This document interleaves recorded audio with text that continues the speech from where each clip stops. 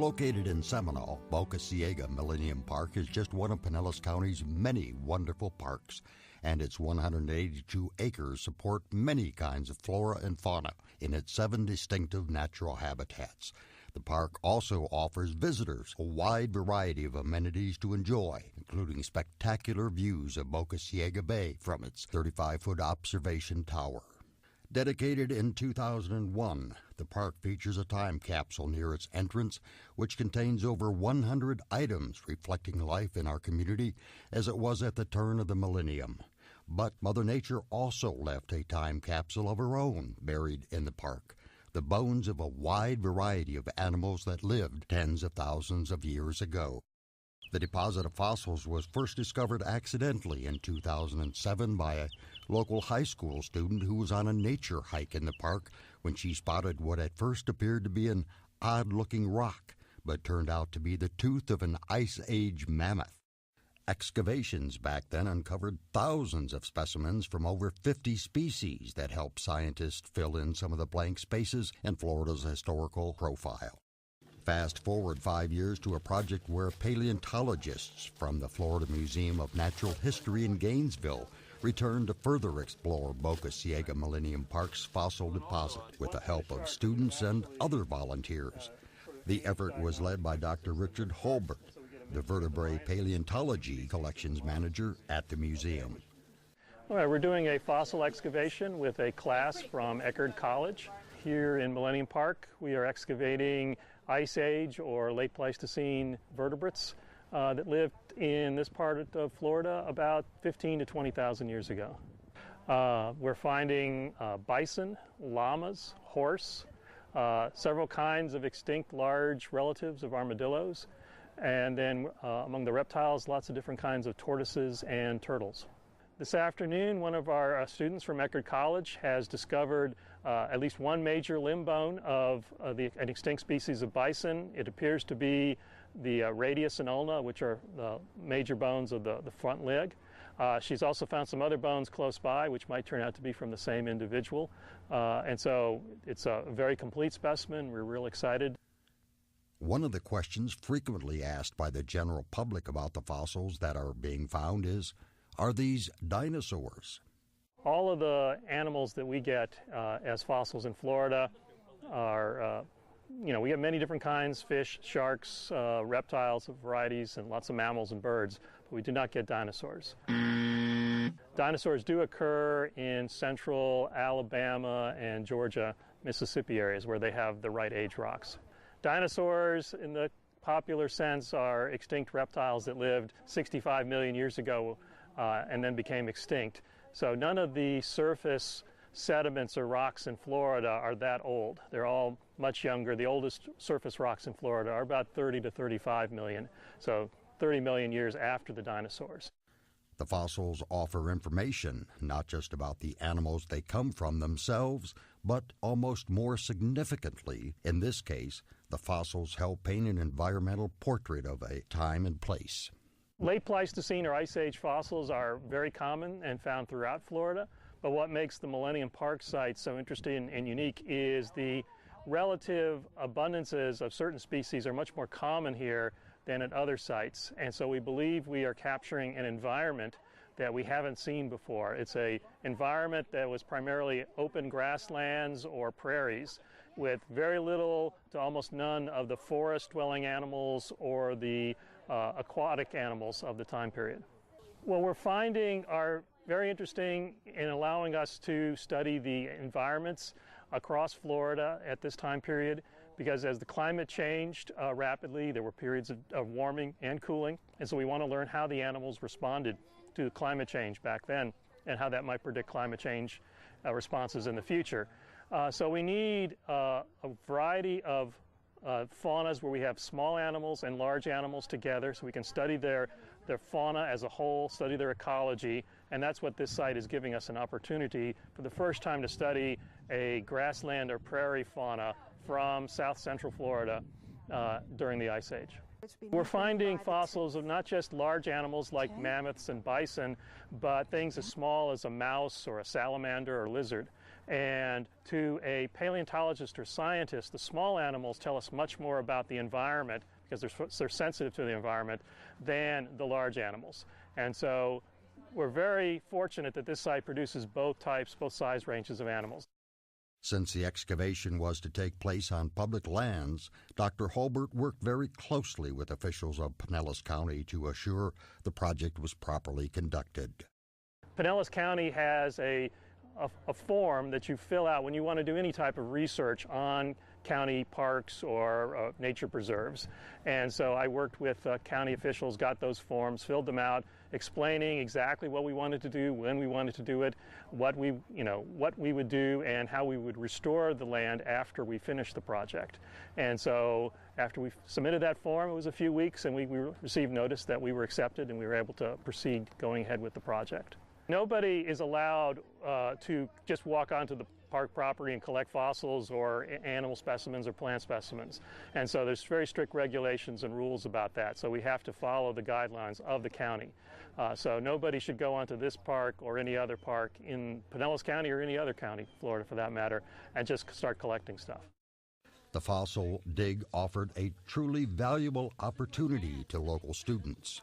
The Eckerd College class has been great. They provide a lot of enthusiasm. Actual hands-on experience in something like this may trigger an interest in not just paleontology, but perhaps some other field of biology or ecology, which would be great. And so when they go on and write applications for graduate school or something, they can put this down on their application as some experience, and that might help them get into a certain college. The students and other volunteers assisted in the project under the close supervision of Dr. Holbert. Well, we've had two major groups. Other than the students, we've had a significant number of volunteers who work through the Florida Museum. We've had people coming from Alabama and Georgia and Florida. And then we've also had local residents of the Tampa Bay community who are members of the Tampa Bay Fossil Club who have worked with us, and they have actually collected a vast majority of the specimens from the creek behind us. Over 100,000 specimens have been collected over the two major digs, and many of the identifiable specimens and many of the scientifically most important specimens were collected by club members. Dr. Peter Malin, professor of biology at Eckerd College, says the proximity of such a project right here in Pinellas County offered special advantages for his class. Well, this is really a great chance for my students to learn about paleontology firsthand by doing an excavation. And we're close enough to Eckerd College that we can just drive up here every day and work for the day and then head back home at the end of the day. When I've done this same kind of a course in the past, we've worked at fossil sites that were farther away, and the students didn't get quite as much opportunity to be in the field, and then they wouldn't necessarily see all aspects of the dig. So for them to be able to see all the aspects of how one does this kind of field work, so whether you actually did it in paleontology or archaeology, I think it's really great that they see the whole thing. So they came here and they saw the plot undug. They dug down about the first 40, 50 centimeters before they started finding bone. And then we changed our digging technique and really slowed down. And now they're at various levels in the dig, but they're finding different kinds of bone. Why I joined this class is because this field work is a real once-in-a-lifetime opportunity. This is one of the only classes that offered this. And ever since I was a kid, and ever since I saw Jurassic Park, I was always enthralled with going out into the field and, trying to recover the past. So, I mean, this was the closest you could get, and it's absolutely wonderful. Well, in this day and age, it's a dog-eat-dog world, and to get out there and get jobs, you really need to have experience in what you're working in.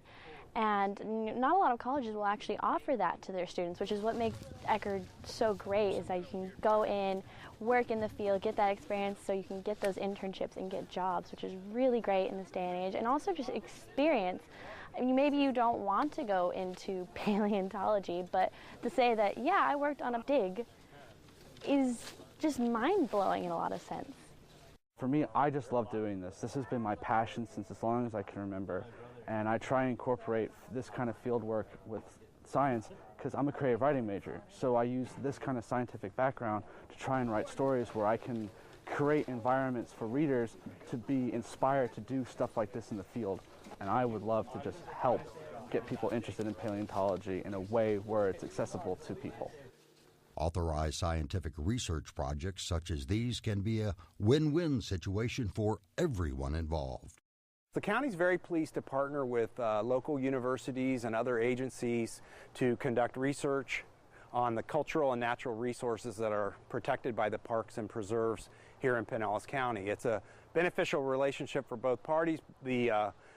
The researchers gain access to natural areas that have been protected in our highly urbanized county, and the county wins because we get information about natural and cultural resources that we would not normally be able to conduct due to limited resources. So it helps us guide our management practices in the future. And the researchers provide all of the funding to complete the project. The county is not providing funding, just support in order for them to conduct the work. It's interesting that in an urban county such as Pinellas County, we fairly often discover these unique cultural resources. For example, in 2011, we excavated an 1,100-year-old ancient canoe at Weeden Island Preserve.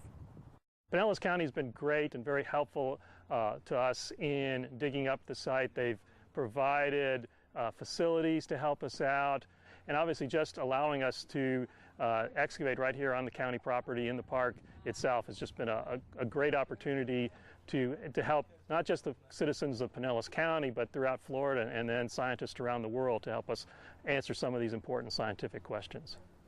Digging operations at Boca Ciega Millennium Park concluded in January 2013, but work to analyze the specimens that were found will keep scientists busy for many years.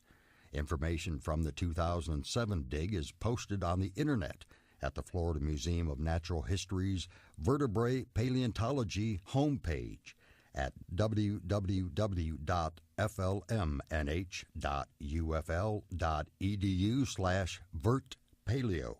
Updates from the project will be posted as they become available.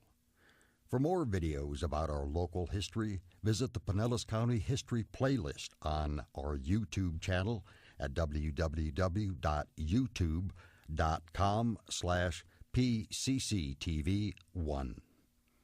And as a final reminder, of course, we protect the natural and cultural resources, so anybody can't just come in and start digging for artifacts in the parks, preserves, and management areas. It's against the county ordinance to do unauthorized collecting of cultural artifacts, so we work with the Pinellas County Sheriff's Office as well as park rangers in order to enforce the ordinances. There are penalties for unauthorized collection of cultural resources. Keep in mind that those penalties can include severe fines and possible imprisonment. Please help preserve and protect our cultural and historic heritage, and always remember that there is a right and respectful way to explore the past.